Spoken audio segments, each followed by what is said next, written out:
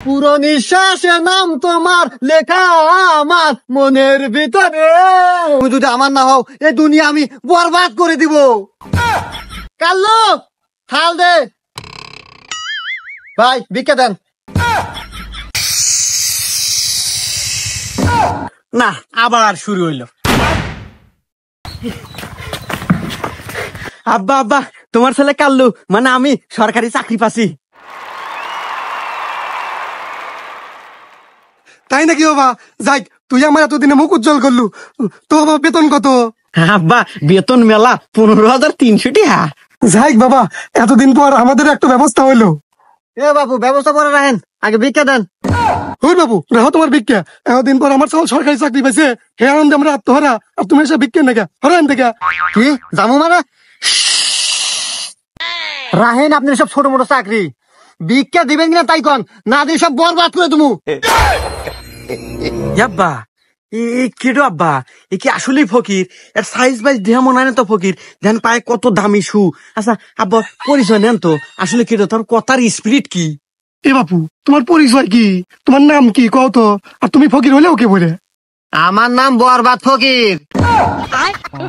আব্বা এ হুমন্দির ফকির কি কয়?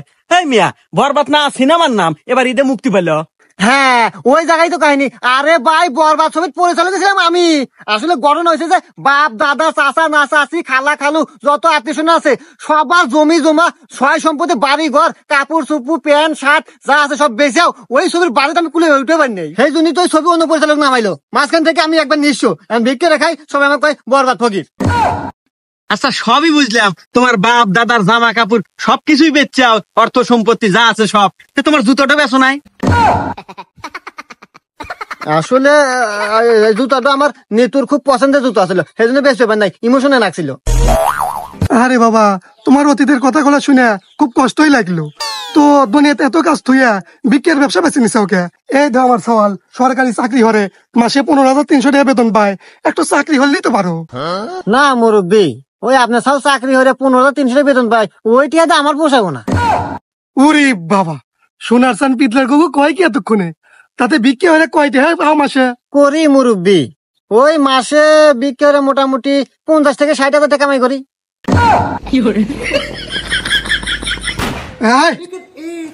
এই না তোর, আজ থেকে তোর চাকরি বাকরি বাদ। আর এটা তোর স্যার, তোর স্যার যা কব তাই শুনবো। যা এনে থাল ধর। জি স্যার। হ্যাঁ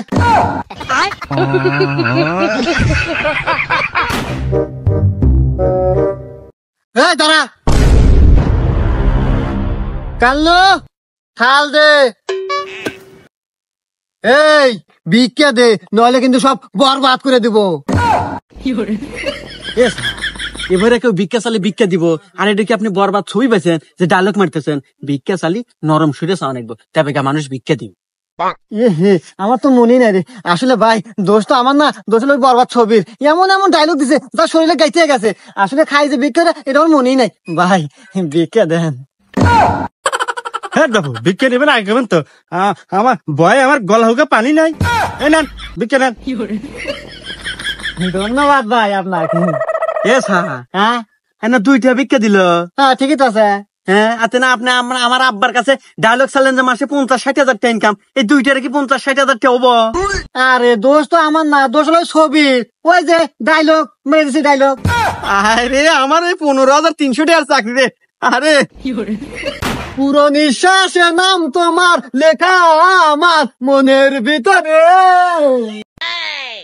পুরো পৃথিবী জ্বালিয়ে দেব নিতু আমার না হলে। কাল্লু থাল দে ভাই, ভিক্ষা দেন। এ ভাই ভিক্ষা নিবেন নেন তো, মানুষ কয় গজল, আপনি গান কন কে?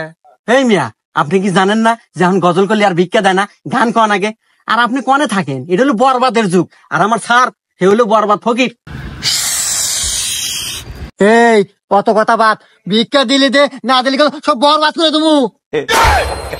না ভাই থাক, বরবাদ করার দরকার নাই, এই নেন ভিক্ষা।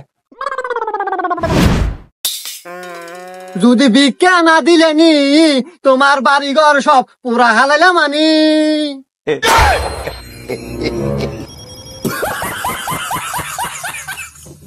পুরো দুনিয়া আমার, কেউ যদি ভিক্ষা না দেয় সব বরবাদ করে দেবো। আরে ওস্তাদ নন, কি হলো? আরে ওইটা কেডো?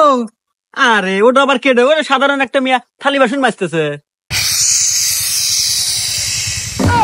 না, আবার শুরু হইলো। আরে ও কোনো সাধারণ মেয়ে লয়লো, ও আমার নিতু। এ নিতু, আরে এ তো আমার নিতুই। আমি জানি আমার টার্গেট কখনো মিস হয় না। এ শালা তো আজকে নিশ্চিত মরবো রে, হাতে আমাকেও মারবো। এ তো মিয়া লিকেস আর বরবাদ করা, বরবাদ মনে হয় আজকে আমাদেরই হওয়া নাই।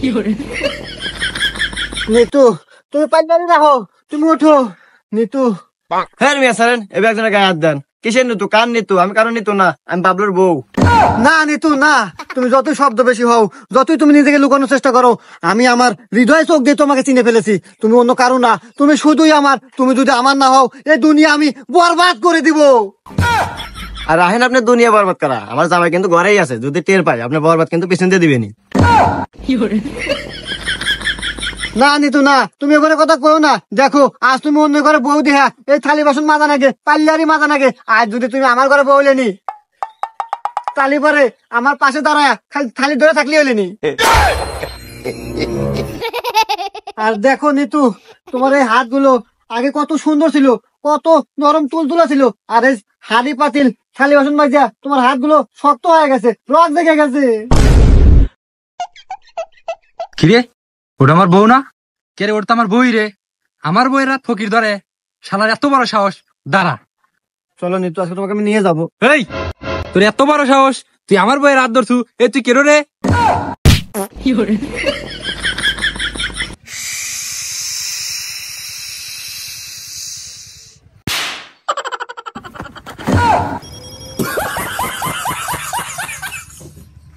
শালা শালা তোকে না যদি বাড়ির আশেপাশে আর কোনোদিন দেখি, তোকে খবর হলে দেবো। এ স্যার, এখনো অল্পের মধ্যে বাইসে আছি, নন আমরা পলাই। হ্যাঁ পলামু মানে?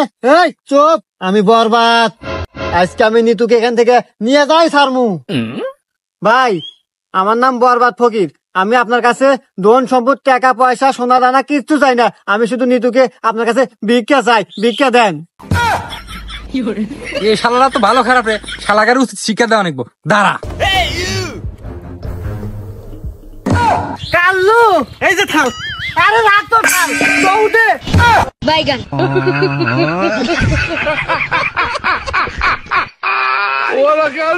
पीछे देखो पीछे